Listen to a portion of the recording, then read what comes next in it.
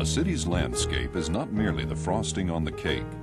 Trees, shrubs, flower beds, and lawns blend with waterways, natural areas, architecture, and other facets of a city, both reflecting and shaping the community's personality.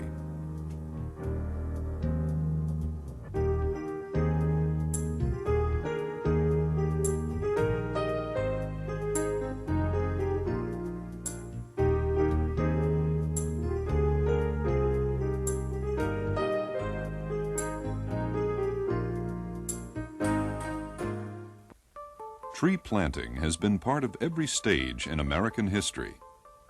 In building cities all across the continent, in post-war recoveries, and as a means of stimulating commerce and culture. But trees in America's cities are in trouble.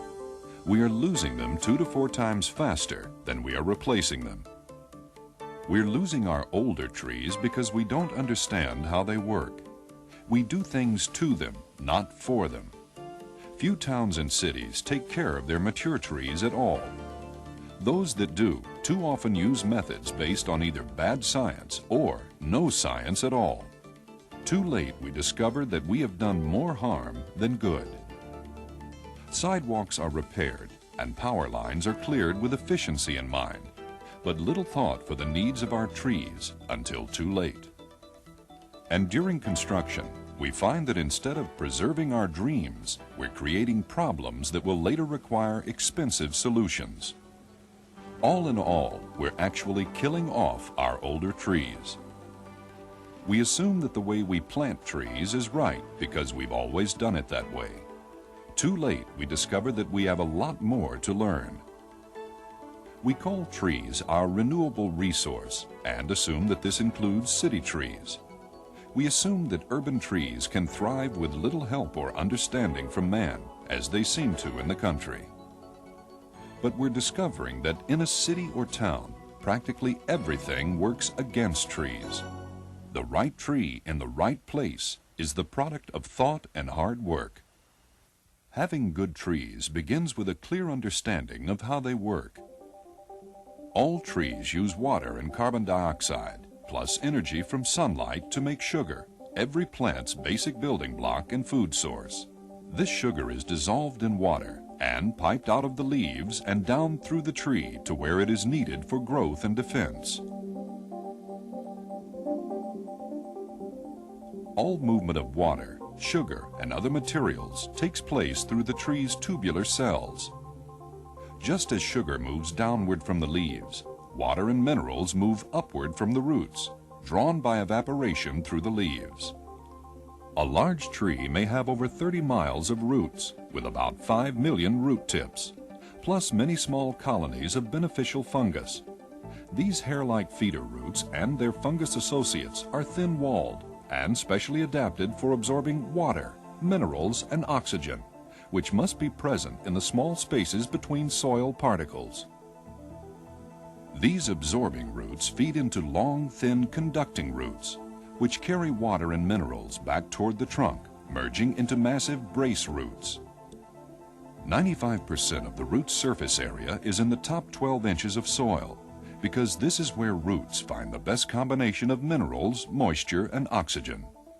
In the wild, the width of this root zone is typically 4 to 10 times branch spread.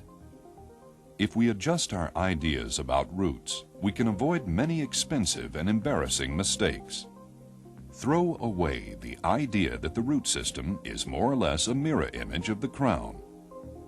Discard the notion of a large taproot, especially in clay soils. Forget the idea that the root zone lies within the drip line. What does this say about large trees in the narrow strip of soil between curb and sidewalk? And have we really protected a tree if we dig a trench near its trunk? Destruction of roots and their soil habitat costs us many valuable trees. A large share of our tree problems occur because roots can't grow well enough, or because they grow more than we expect, or because we damage them. Extended flooding, compaction that squeezes out airspace, addition of more soil, physical damage, Anything that disrupts the soil or the roots themselves makes it difficult or impossible for the tree to live. An understanding of roots explains why the best way to fertilize is usually by surface broadcasting, and why deep watering often misses the target. Remember this: roots need water and minerals from the soil, oxygen that is penetrated into the soil, and plenty of space. The most immediate problem we face is what to do for our existing trees. Those already falling apart should be removed and replaced. The rest deserve the best techniques of pruning and other types of maintenance. Anything less will kill them. A tree that is ignored or mistreated sooner or later lets us know. And the city usually gets the bill. While many problems with mature trees come from neglect, an appalling number occur because, meaning well, we routinely do the worst things that can be done to them. Let's look at the misunderstandings that threaten our trees. Probably the worst myth is that trees heal. A tree wound may close, but internal decay continues if we cause the tree's natural defenses to fail. Rot may spread until the tree can no longer support its own weight. Remember, tree wounds don't heal. Another highly destructive myth says that topping benefits a tree by controlling